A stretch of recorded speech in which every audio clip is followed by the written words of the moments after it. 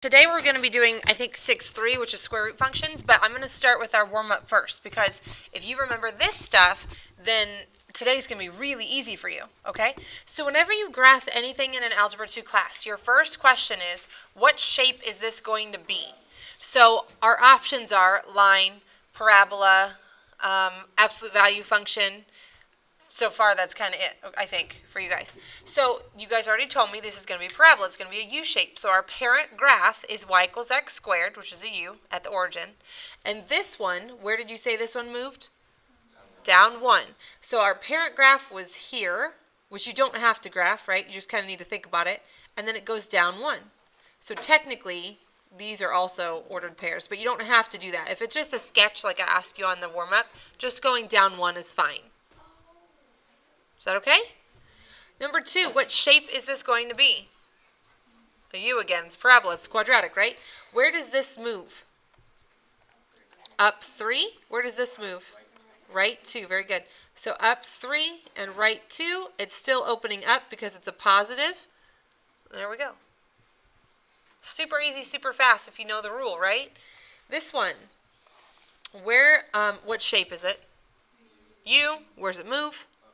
Up 4, what's this do? I flip over the x-axis, right? So it opens down now. So up 4, like this, opens down. Is that okay? You remember the rules, right? So if I were to add something, I don't know, like put a 2 here, that's a dilation. It makes it fat or skinny, and we do a t-table. Anybody confused at all? Okay, great. I'm going to pause this, and then we'll finish in a second. Okay, so hopefully that worked. So now we're on the notes. Here we go. 6.3. If yours got cut off, fix it. Square root functions and inequalities. So what we're going to talk about today is a whole new function, a whole new parent graph. And we're going to move it like what we just did. So we're going to take our parent graph, whatever that looks like, and move it. We're going to do everything we just did, but with a new type of a graph. Okay? So here we go. Square root function. It's the inverse of a quadratic function where the range is the non-negative numbers. That's super fancy, okay? I'm going to show you the super fancy stuff, and then I'll show you just what you have to know, okay? This is y equals x squared. This is our parent graph that we just moved on our warm-up, right? So y equals x squared looks like this. This is a function because it passes our vertical line test, okay? This, the inverse, if we were to do what we did yesterday and find the inverse of it, we're going to get plus or minus the square root of x. Plus the square root of x looks like this, minus the square root of x looks like that. But that's not a function because it hit our vertical line twice. So it's not a function. So what they do is they eliminate the negative option. See how this part's gone? So now it's a function. So just the positive square root of x is a function. So it's okay if you understood nothing I just said. That's okay. What I want you to understand is our parent graph, just like before when we had x squared, we had a parent graph, the one that we're going to move every time, okay?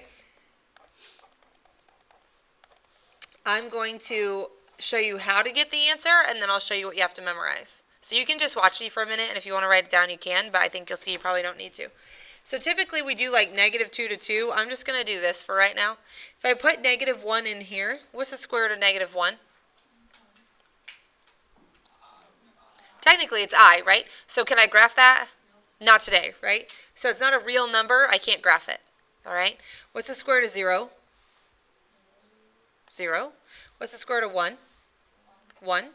I could do 2, but I don't know what the square root of 2 is, and I don't feel like using my calculator. So what's the next number that would be a perfect square? 4 would be, right? Because what's the square root of 4? 2. Okay? So I'm going to graph this really quickly. I'm going to start at 0, 0. I know 1, 1. And you could do that. That's enough. But I want you to really get what the shape looks like. So I'm going to go ahead and do 4, 2. Where am I at? 1, 2, 3, 4, 2. So this is the shape a square root function is always going to take. Every single time. Just like y equals x squared is always going to take this shape, but it moves around. It is the same idea. So we're doing the same idea with a different shape. Do you get what I'm saying to you? Okay, so your square root function, y equals the square root of x, is always going to look like this. I can move it right 3. I can move it up 5. I can flip it. I can do everything I just said, but this is my parent graph. Most of the time, I just have you at least memorize these two, and then the rest of it, you just kind of sketch the best you can. Okay? So your parent graph needs to always look like that. 0, 0, and 1, 1. Okay? So if you don't write any of this down, that's fine. I would at least have that guy, though, which really kind of is already here for you, but you could do 0, 0, and 1, 1, so you know those are the actual ordered pairs that are on there instead of just a quick sketch. Okay? So parent graph, that's what we're talking about. Square root of x looks like that. Okay, take a second, write down whatever you want. Does anybody want me to go back to that page, or is this kind of good enough and it brings it all together for you? I'm going to say you're fine. Okay. So, square root inequality, the only difference there is you have a dotted or a solid line, not new to you, right? And you're going to shade below or you're going to shade above, not new to you. Everybody okay? Okay, great. So, I'm going to start with number 23, okay? It says graph, state the domain and range. So, we're going to graph it. So, the first question is, what shape is it going to make? Is it a line? Is it a parabola, a U? Is it an absolute value, a V? Is it a square root, a square root? It's a square root, right? That's probably what it's going to be all day today. So we're going to have our square root function. We're going to have this guy, and we're going to move it. Where does this move, Mr. Paget? Thank you. Up 2. Where does this move? Somebody else? Left 3. Does everybody get that the rule is the same? The rule is the same, okay? So if it's in a grouping symbol, a square root, an absolute value, parentheses x squared, if it's in any grouping symbol, to your left and right, opposite of the sign, which we've talked about for forever, right? If it's not, and it's at the end, basically, it's your up or down, same as the sign. You guys get that this is the same thing, okay? So I'm going to take my parent graph, and I'm going to move it left 3 and up 2. So it started at 0, 0. So now it's left 3 from there and up 2. And technically, if you really want to, from there it's always up 1 and right 1 is that next ordered pair, unless there's a dilation. But I don't really care. This is good enough. As long as you understand it goes like that. Uh-huh. No, you're fine. You don't want to, because we're not solving anything, we're just graphing, and what we have here is a square root function, so we want it to look like a square root function. If we were solving, you would square stuff, but we're not doing that, we're just graphing what they gave us. Okay? That's extra work, so don't do that. Does everybody understand that I took my parent graph and I moved it left 3 and up 2? And it's the same shape and it's the same size, it just moved over? Okay? So domain and range. What does domain mean? The x's. What does the range mean?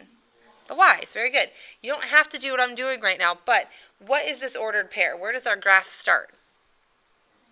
-3, 2. Do you guys get that that's what starts our graph?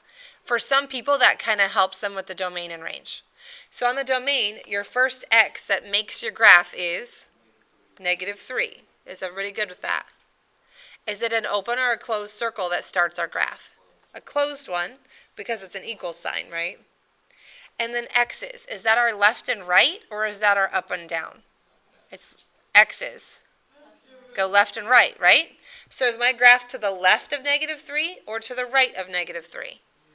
It goes to the right. So it's going to be x is greater than or equal to -3. Take a minute and ask me a question if that didn't make sense. So domain is your x. Your x-axis is your horizontal axis. So x's are always left and right. So my graph is either to the left of this -3 or it's to the right of this -3. Well, it's to the right because I didn't shade to the right, but I graphed to the right of that dot. So I need everything greater than -3. Or you could look at it this way. Like 7 is greater than -3. It's on my graph, right? Is -7 on my graph? No, because it would be an imaginary number. So everything to the right or greater than -3 is on my graph somewhere. Okay? So what y, or f of x, really, let's be fancy, right? What y value starts my graph? 2. Is that open or closed there? Closed. And y's are above and below. So is this graph going above 2 or below 2? It's going above 2. So f of x, or y, is greater than or equal to 2. The idea is easy. It's everything you already know. The only thing that's different is it's a different shape. Is that okay? Okay. We're going to do the one on the back next. I'm trying to go from the easiest to the hardest, and this is, I think, the easiest to the hardest. So, question 1, what shape do we have? A square root function, whatever you want to call that. A swoop? I don't know. Something, right? Where does it move? Right 5, because it's in the grouping symbol. Okay? So I'm going to go right 5. 1, 2, 3, 4, 5. It always looks like that, unless there's a dilation. However, is it open or closed? Open. So I don't want to erase it because I don't like to. Just either erase it and make it an open circle, or if you have a pen, just make sure it looks open instead of closed. Is that okay? Is it dotted or solid? Dotted. So we still have a curve, it's just a dotted line this time. And do I shade above or below? What's that symbol called? Less than? So when you think less, do you think above, high, or do you think below, low? Okay, shade below, right? If you guys forgot those rules, this is from a while ago. Less than has an L, so you shade below. Greater than has an A, so you shade above. This is a trick that I use. Or you could always do a test point. If you want to do a test point, I could pick like, I don't know, 1, 2, 3, 4, 5, 6, 7. I could pick 7, 0. If it's true, you shade it. If it's false, you don't. You shade the opposite. I think usually the above or below is easier for most people. Yeah. Do you only shade to the Technically, all this is shaded, but you just don't go past here. There's like an invisible line. Okay, don't do that. Okay, let's do 19. Let's go back to 19. All right. Where does it move? Does it go up or down? No. Does it go left or right? No. So what's that 6 do? Fat or skinny? So you're going to have to do a t-table anyway. Okay? But it's nice to know what shape it's going to be. It's going to be a square root function. Okay? Again, typically we go from like -2 to 2 or something like that. But I'm just going to do -1 to 1 for right now. So if I plug it back in to my original function, what do I get when I put -1, excuse me, -1 in for x? -6 under a square root sign, which is not a real number. So nothing, right? What do I get when I put 0 in? What's 6 times 0? 0 square rooted, 0. 6 times 1? 6 square rooted? I don't know. Right? So you can plug it in your calculator. That's totally fine. I think it's like 2 point something weird, which is fine. I don't like to do that because it's pretty close to what I have right now, and I don't think that makes a great graph. So I like to go a bit farther, and I don't want to use a calculator. You can put 1 in and get square root of 6 and get whatever that is, and that's totally fine. I just don't like to. So I want the next number that's going to make this a perfect square. So if I put 2 in, is the square root of 12 something easy for us? No. Again, calculator's fine, but I'm not going to. 3, square root of 18? No. 4, square root of 24? No. 5, square root of 30? No. 6, square root of 36? Yes, right? If I put a 6 in, what is the square root of 36? 6. So I got 6, 6. You could have filled in any of these you want to and just rounded, and that's okay. I just don't like to. Okay? So I'm going to do 0, 0 and 6, 6, which is really hard to see. 1, 2, 3, 4, 5, 6. I think it's like right here-ish, okay? And that's an equal sign, and it's always a nice smooth curve. So obviously this one like stretched, if you want to say that. It should go through your dot, by the way, but mine never does. Is that okay? So do you get that that was a dilation, but it was the same shape, it just got bigger. Stretched it out, all right? So I usually like to say where it starts. Where does this graph start? 0, 0. I think for most people it's easy if they start here. You don't have to do that if you don't want to. All right? Domain means what? The x is? What x starts my graph? 0. Is that left and right or up and down? Left and right. So does this graph go left of 0 or does it go to the right of 0? It goes to the right. And you can look, left of 0 didn't work out. So it's to the right and it was a closed circle. Why don't you try the range? Yeah.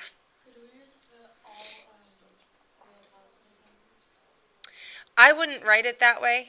I would write it like this. So f of x, what number goes here? 0, and then what sign? Greater than or equal to, because it's above and including 0. Ask me a question if you're confused. Did I lose anybody? Okay, great. We're almost done. 17. This says identify the domain and range. It did not ask you to graph the thing. You totally can if you want to. Some of you are very graphic and you want to see that. That's fine, but you don't have to, okay? So, where would this move if I were to graph it? Down 6 and right 4. So what would my ordered pair be that would start my graph? The x was 4. You said right 4, that's your x. And down 6, that's your y. So my graph would start at 4, negative 6. Do you understand that? Even though we don't have to, I'm going to graph it anyway because I think you really need to see it. So I said 4, negative 6, something like that, right? Okay? Hopefully that helps you fill in the domain and range. So what x starts my graph? 4. Is it left or right of 4? To the right, and it was closed because it's an equal sign. What about my y? What value is it? Negative 6. Is it above that or below that? Above it. Ask me a question. Are you sure? So again, for some of you, graphing it is better, and for some of you, you don't even need to. That's up to you. So let's look at this one. You write down what these things are going to do without saying anything out loud. Write down what that means.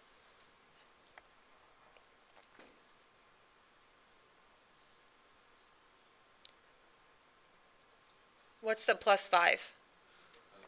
Up 5? What's the minus 6? Right 6? What's this? Flip over x-axis technically, right? So I am going to just real quick sketch that one, just because it's easier for me, but you don't have to. So what do we say? Up 5 and right 6. 1, 2, 3, 4, 5. 1, 2, 3, 4, 5, 6. And a flip. So it looks like that. It'd be a what? That's not to the left. Right? It's still to the right, but you're half right. So what ordered pair starts my graph? 6, 5. Does everybody get that? Okay? So my x is going to be a 6 and my y is going to be a 5. Okay? You try to fill in the inequalities. Left and right, up and down.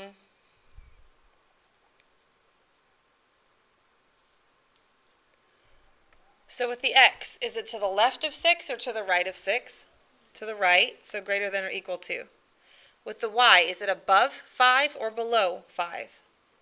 Below. So that one went below. Questions before I show you other things that could happen? Are you sure? Okay. If we had a negative here, if there's a negative on the x value, not in front, on the x, that's when it flips the other way. That's when it would flip that way, if the negative was on the x value. If that's hard for you and you get to a test or a quiz, you could always do a t-table and you would figure that out on your own. I think the negative in front is easy for people to remember that it flips over the x-axis. But if there's a negative right here, that's a flip over the y-axis. Okay? What else did I want to tell you? When we get, let me write this down. What was that square root of x minus 6? If you have to do a t-table and you aren't sure where to start, we had other stuff there, right? Like a +2 or something. It doesn't matter. But you don't always start with -2 to 2. You can, But that would be a huge waste of time here. What would be the first number I could even use that would be a real number for my answer? 6, right? If this is a 6, what's 6 minus 6? 0. Anything below 6 wouldn't have worked out, right? If I had done negative 2 to 2, if I had plugged in 2, what's 2 minus 6? Negative 4. That didn't work out. So what I'm saying to save you time, whatever's under the square root sign, I don't care what it is, has to be positive, right? Whatever's under the square root sign has to be greater than or equal to 0. So for example, with this one, to see where I should start, I would have set it greater than or equal to 0 and solved for x. I would have added 6. So I would have started my t-table at 6, 7, 8, or whatever you want to do. Does that make sense to you? So that kind of saves you time. If you get it, great. It's a time saver. If you don't, that's fine. You could do negative 2 to 2, but you're going to waste a lot of time. That's not fun. Questions? Anybody? You sure? Okay. Is that coming back to you, the old rules, just a new shape? Okay.